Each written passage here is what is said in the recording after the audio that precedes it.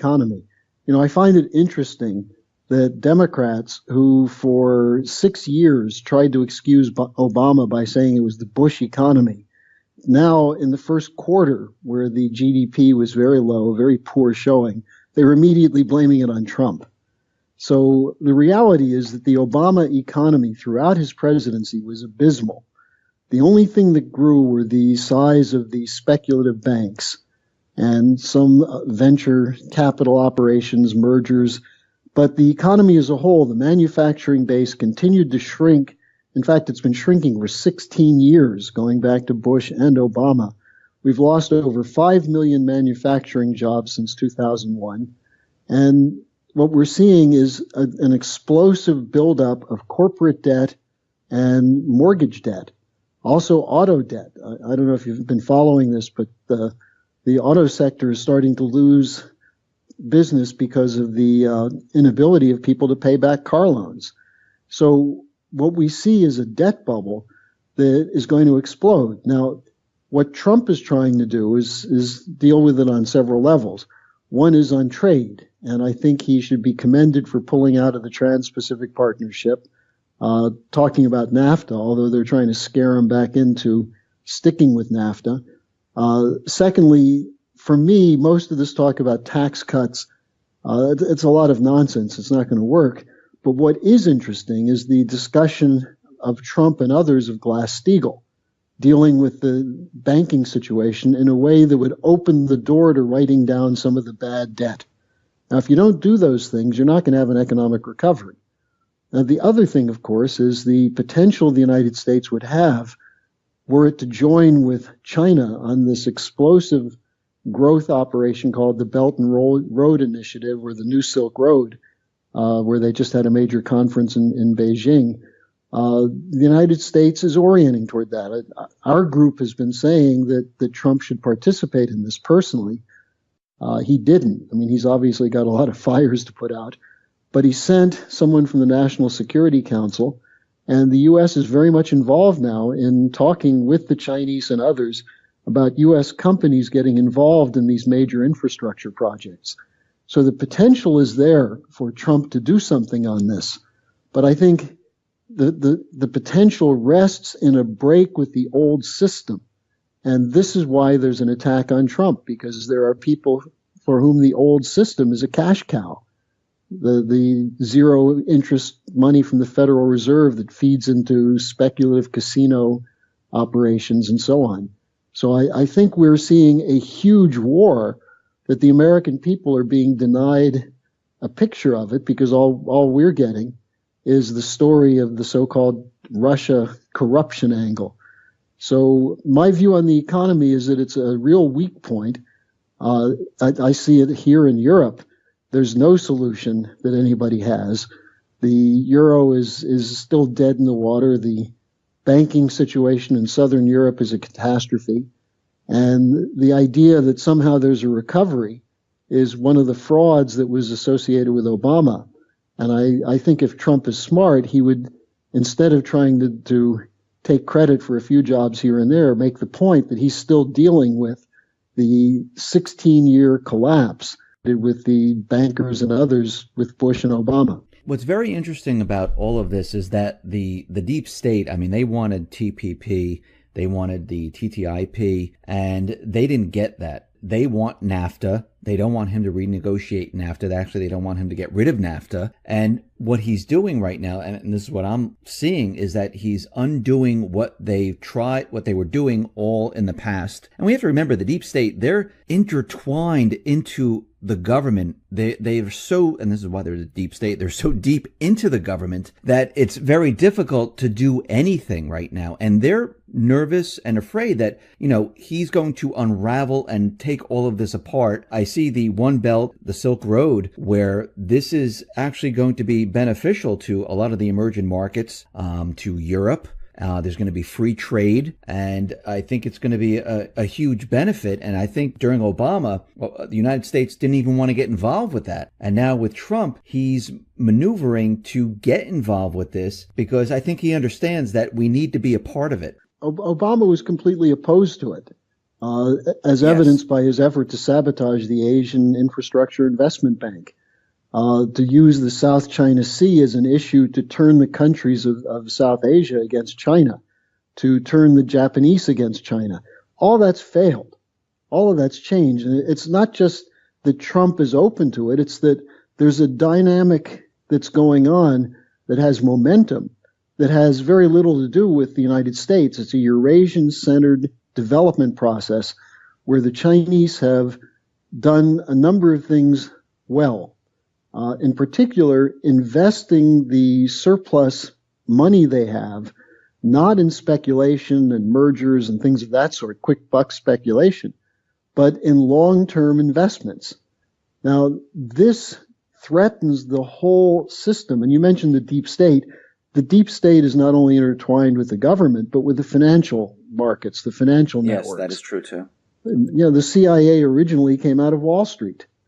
So you have these people who arrogantly think they're born to rule and that no one else has a right to interfere with them.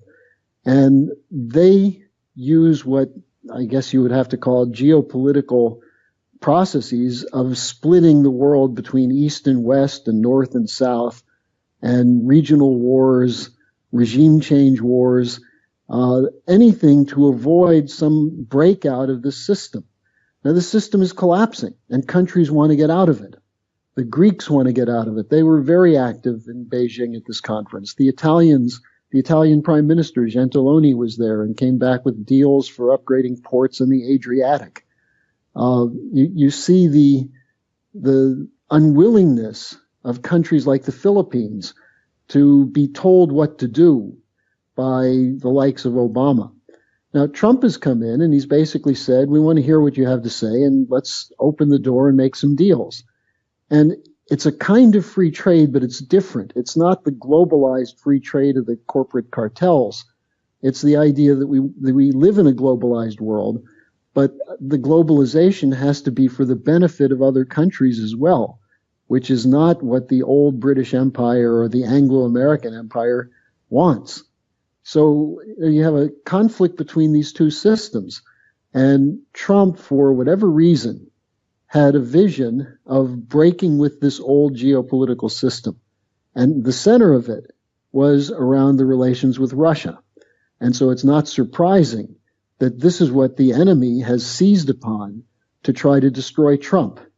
And as you and I were talking before, with all the many months, and remember, this goes back to June 2015, when the GCHQ, the British, started tracking Trump.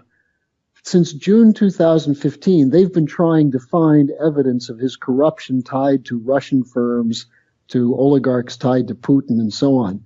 With all the capabilities of the NSA and the cyber warfare capabilities and so on, they don't have a single thing in nearly 2 years.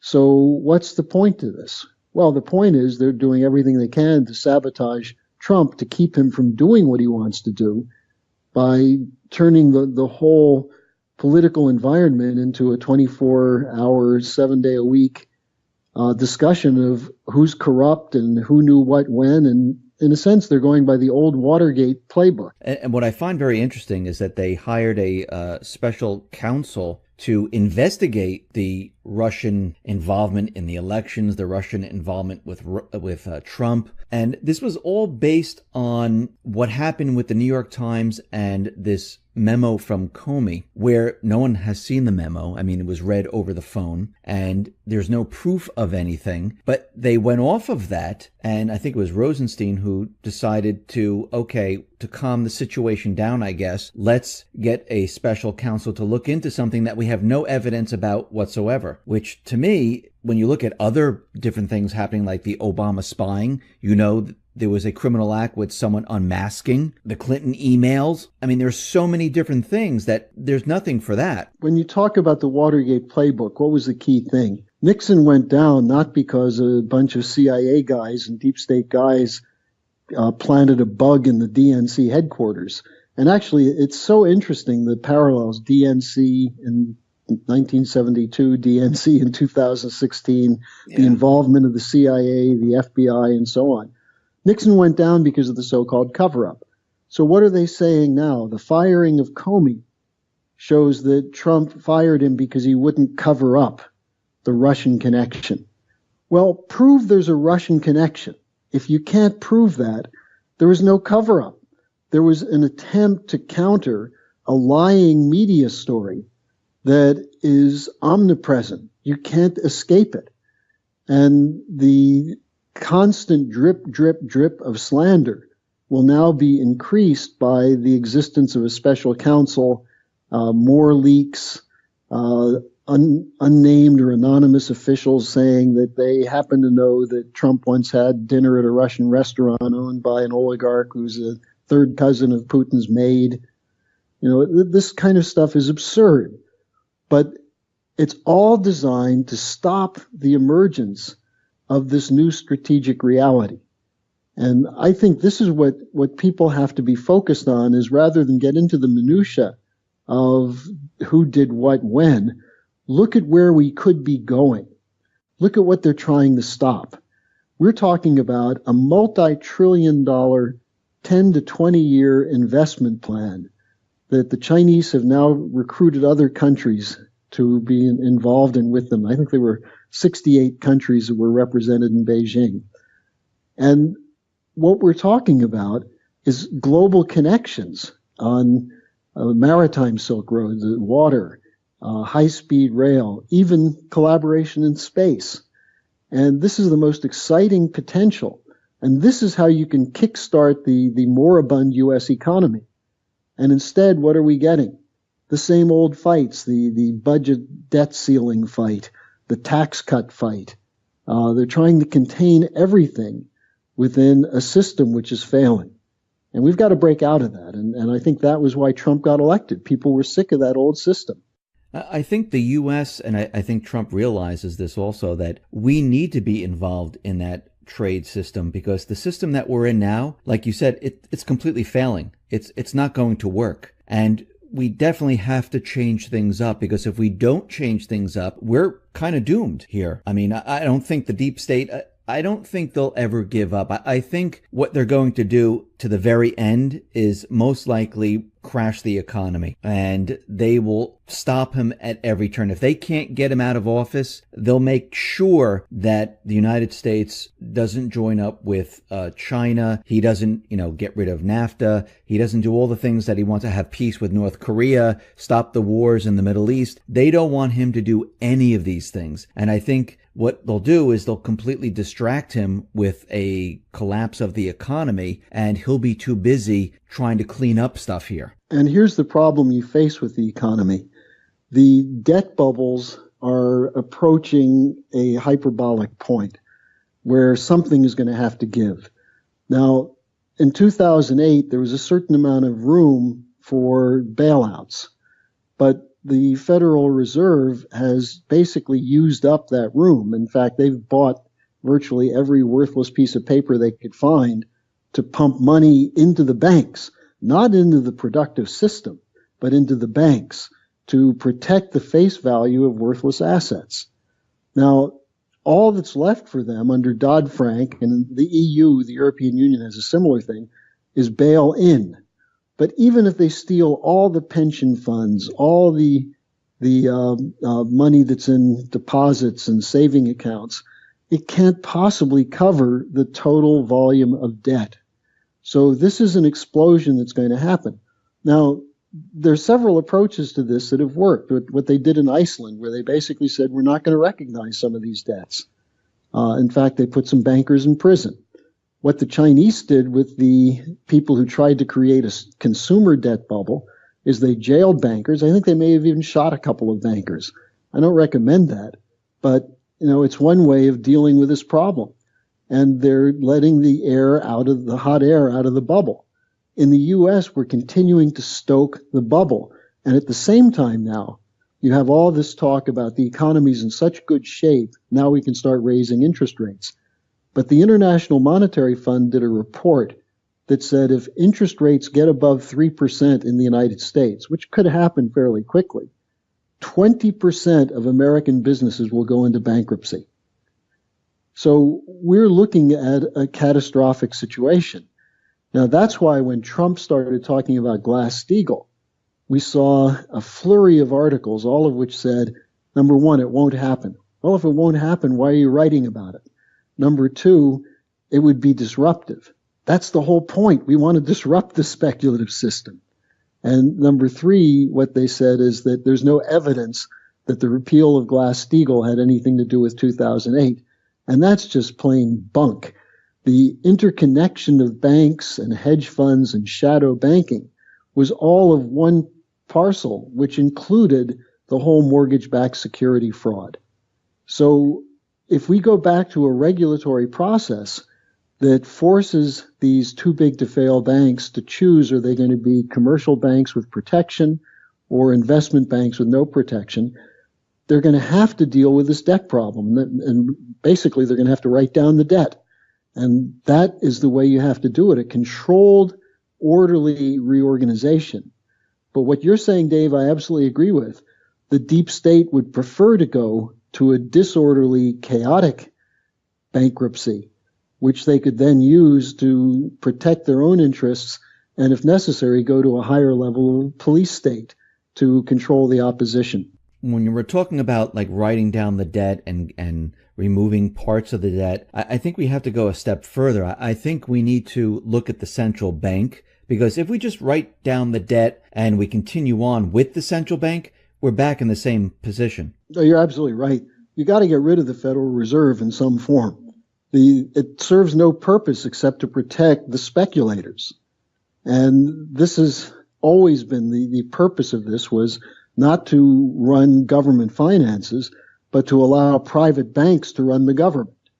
And so I think this is a long overdue process, because as you're saying, you're right. If you don't do that, if you don't do something about the Fed, then that's going to be the mechanism used to maintain control after a collapse.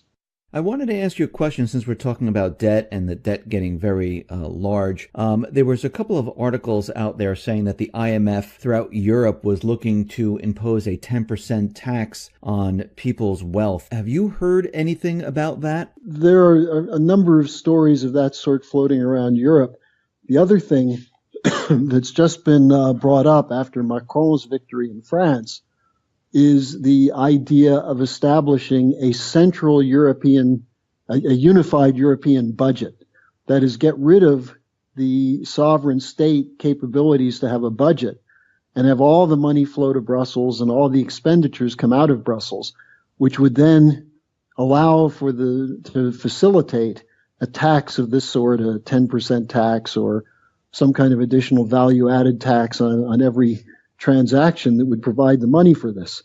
Now, this isn't going to work because the European countries are in so many different levels of development and so many different degrees of indebtedness and worthlessness. What do you do if you have a central government in Brussels having to deal with the Greek crisis, the Italian crisis, the Spanish crisis, without just taxing the Germans, which is pretty much what they're doing anyway, but they want to formalize it. So I think it's a non-starter, but you could hear the sigh of relief when Le Pen lost in France. And I think what that showed is the cowardly corruption of all the so-called opposition parties that folded and went behind this guy Macron, who to me is sort of like the Obama of France. Obama basically came out and phoned him and gave him his blessing. Well, he also sent over some political operatives to help him. So here in the United States, with everything going on right now, I mean, we still have a problem with the budget here in the United States because the $1 trillion only lasts until September 30th. We still have the debt ceiling problem, and nothing has been solved at all. So once September 30th hits, what happens at that point? Well, my view, and I know this is Mr. LaRouche's view, is that we have to do something before September 30th to change the system. Because if all you're doing is allowing the government to function crisis to crisis, you don't have a solution. You kick the can down the road. You come up with a threat of a shutdown, or you even do a shutdown for a little while. but you don't solve anything that way. We need real reform.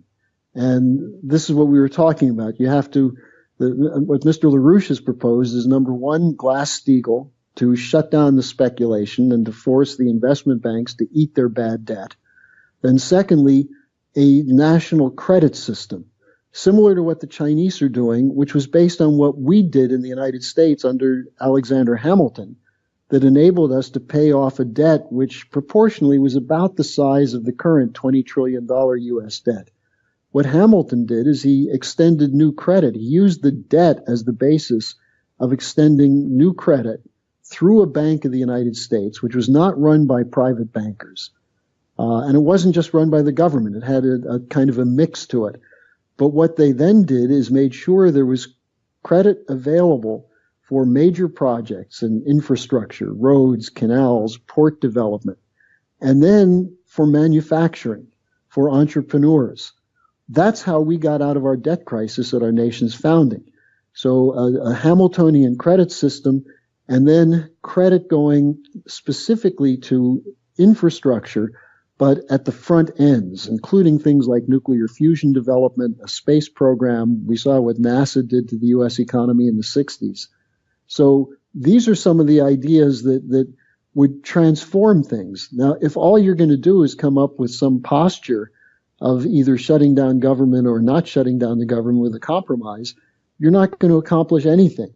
And it's going to add to the insecurity and instability.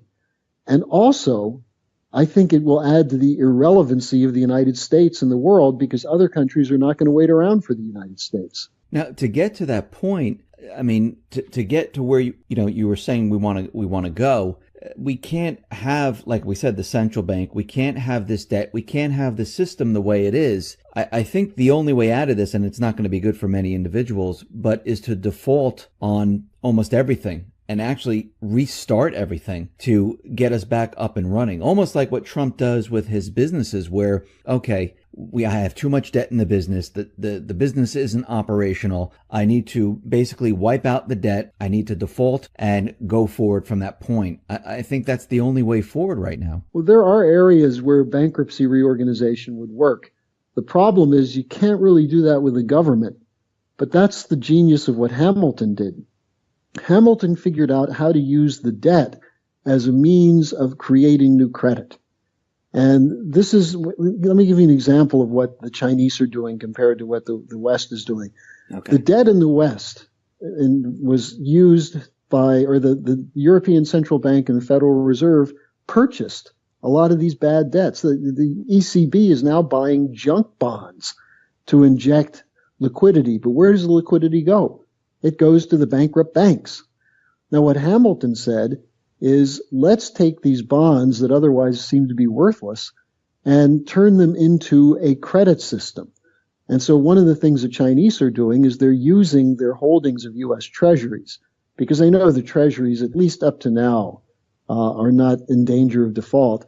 They're using the treasuries as seed capital for creating credit, much in the same way that the Germans in the 1950s used the money from the Marshall Plan to generate credit for the economic miracle. So my thinking on this is that you look at $20 trillion and you look at the level of growth of debt and say, well, this is exponential. It can't continue. Well, it can't. But how do you deal with it? Some of it you do have to write off or write down. And you let the speculators take the losses. But you can't do that with families and small businesses. You have to give them an opportunity to have a reorganization. And that means you need to have new credit from somewhere. The problem with just letting everything crash, a kind of Schumpeter creative destruction view, is that you can't really be sure where the destruction will stop. And there are too many lives at risk in something like that. But I think you could do it in an orderly fashion and let the regional banks and the community banks determine which companies are viable and should get new credit. That's the way we did it in the past. You don't need a government bureaucrat sitting over an agency in Washington to figure it out. You have local bankers that know how to do these things. But the local banks can't get the credit now because it all goes to the New York banks and the money center banks. So do you think this is Trump's approach And what you're explaining here? I mean, I know it's not the central bank's approach. Well, I think this is what they fear is his approach. The fact that Trump has twice now met with community bankers associations and pledged relief from Dodd-Frank. Now, most people don't understand that because they think of Dodd-Frank as Elizabeth Warren and consumer protection. The key thing in Dodd-Frank is it enabled the big banks to grow without changing anything. In fact, worsening their portfolio. The so-called Volcker rule and these things don't really function. So when Trump says he's going to get rid of regulations, what he means with Dodd-Frank is that he's going to take away the onerous regulation on small banks that makes them incapable of competing with the large banks because they don't have teams of lawyers and accountants. Take that away and then free them up for investment in infrastructure and community projects and local developments and in providing credit for entrepreneurs. I think he does understand that side of things, and I think that's why he's intrigued by the idea of Glass-Steagall. The problem is you've got a couple of probably foul balls in there from Goldman Sachs who will screw this thing up. So ultimately it's going to depend on whether Trump keeps his promise that he's going to break with this system, or is he going to try to conform to it in some way. So far, what I see him on the strategic level, he's fighting it. He's continuing to fight. You know, this meeting he had with Russian Foreign Minister Lavrov was a real poke in the eye to the establishment. Yes, it was. It's hilarious when Lavrov shows up with Kiselak, the Russian ambassador. Trump joked to Lavrov, I see you brought my boss, the guy who got me elected. And the media couldn't believe it. But I think, and then Putin coming out saying, you know, how stupid do they think we are that I must be the most powerful man in the world if I can convince Americans who to vote for. So most of the world looks at the United States somewhat bewildered. Now in Germany, because we have a similar problem here in Germany with Merkel. Merkel is sort of a cross between Obama and Hillary. You know, the Germans have the same media coverage that you have in the United States. But much of the rest of the world is looking at the United States saying, what the hell's going on? You're going to throw a guy out of office because he met with the Russians? Because his advisors talked to the Russians? How crazy is that? And of course, when Trump tweeted that, he said, wouldn't you think it's a good thing if Putin and I were able to talk? Well, the media said no. Right. They don't want him to talk. They don't want peace. They don't want discussion. That's what we know from the post-war period, especially the last 30 years where we've been in one war after another. You know, from every single day Obama was president, the United States was in war. We were bombing countries. We were droning people. We were creating new terrorists. We were arming terrorists every single day. And Trump comes in and says, we're not going to do that anymore. And I was very heartened by Tillerson's comment that we have our values, but those values are not our policies. And so what's the media coverage? Oh, now we're going to sidle up to dictators. So, you know, you have to ignore the media and recognize they're nothing but agents of influence of the City of London Wall Street crowd who are enemies of the United States. Bannon is right on this. That's the enemy. Now, the question is, can the American people figure out what's right and what's good? And I think it's hard to know exactly where Trump is going to go on the economy. But I think his impulse to orient toward China and orient toward Russia on strategic matters and to kind of thumb his nose at the European Union is a pretty good start. I think you're absolutely right about that. I think he's moving towards the One Belt, One Road, Silk Road system because, as we know, he met President Xi Jinping in Mar-a-Lago, and I do believe he met him down there because he wanted to speak to him because there's a lot of leaks coming out of Washington. Probably the offices are bugged, you know, in every single room. Maybe the chocolate cake was bugged. Maybe. And I think he wanted some privacy because I think they're also working with not just China, but, you know, with Russia. I think they're working with North Korea, with the Philippines, the rest of the Asian islands and countries around that area to all get in on this deal. Even though the deep state is trying to push the war with North Korea like there's no tomorrow. I mean, that's their whole agenda. I think he's looking to calm the situation down, work out a deal economically, and have everyone cooperate. And this is why, and I call it deep state speak. You never hear him talk about red lines or absolutes. Those individuals that speak, you're either with us or you're against us, like Nikki Haley. She said, you're either with the United States or you're with North Korea. She gave an absolute. She totally is with the deep state, in my opinion. Trump just says, I would meet with Kim Jong-un. Yes, he might be a bad man, but I would still meet with him. And it looks like he's working with South Korea right now to maybe have a meeting with him to calm the entire situation down. Well, the solution in the Korean Peninsula is obvious. The Silk Road. You have a rail line going from South Korea through North Korea. You bring the North Koreans in on it. And, to get there, you're going to have to do some diplomacy, some negotiations, but it's going to have to be with countries that the North Koreans at least think are not out to destroy them. And I think Tillerson's comments that we're not going to do regime change, Trump saying that he wants Xi Jinping to be involved in this. And one other thing, don't overlook the importance of Japan right now. President Abe, or Prime Minister Abe, was represented by his top diplomat at the Beijing conference. Abe is going to be meeting with Putin for the third time in the last 6 months. He had a good friendship develop with Trump. The Japanese are talking about investing $15 to $20 billion in U.S. infrastructure. And Abe joked, we need a high-speed train that connects the White House with Trump Towers in New York. So there are some real potentials here that Americans just don't know about. Because when Xi Jinping was here, what did we hear about? Syrian chemical weapons, another false flag lie that was used to try to scuttle the potential of a U.S.-Russian relationship. So I've been writing a series of articles on these things.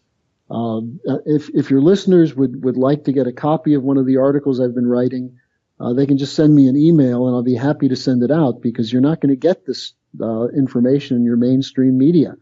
So if people would like to see the kind of work that I'm doing, and on behalf of LaRouche PAC, just send me an email to harleysch@gmail.com. That's harleysch@gmail. And I'll be happy to send you an article, and you can take a look at what's really going on in the world. So, Harley, where do you think we're going from here? What do you think is going to happen? Well, my advice to a few people I know around Trump is he's got to be more direct in what he says. And you can't just do it with Twitter. He's got to have a press conference where he says, look, this Russian stuff is nonsense.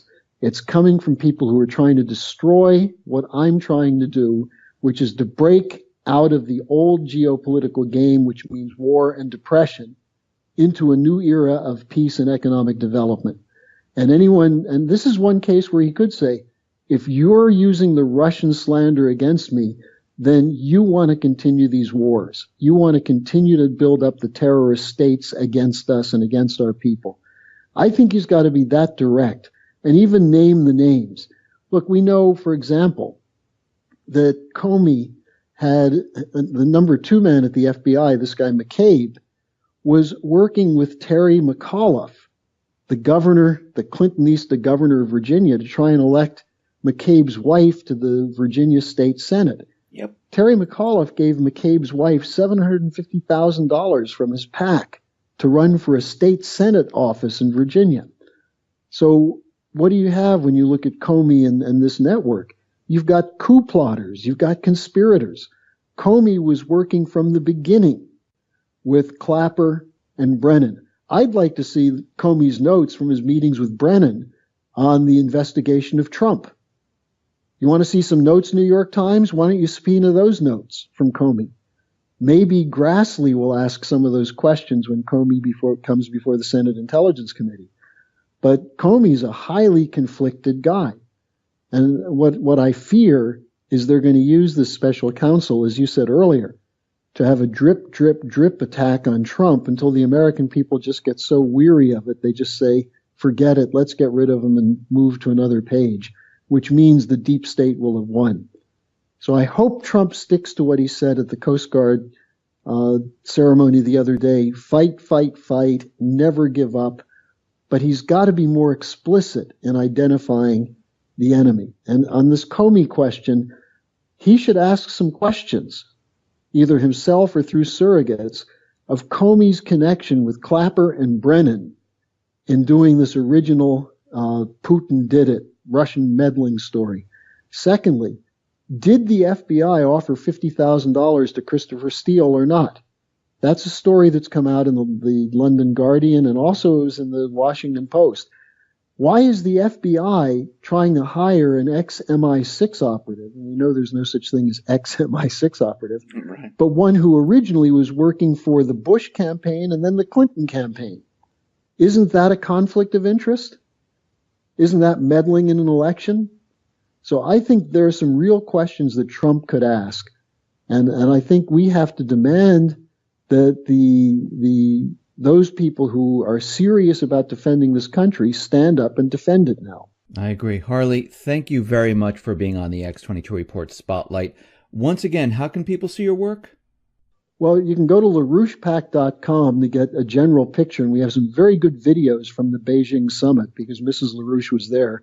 And again, I'll offer to your listeners, if they want to see what I'm writing on this whole Get Trump operation, just send me an email at harleysch@gmail.com, and I'll be happy to send it out to you. In fact, I'm working on an article tonight.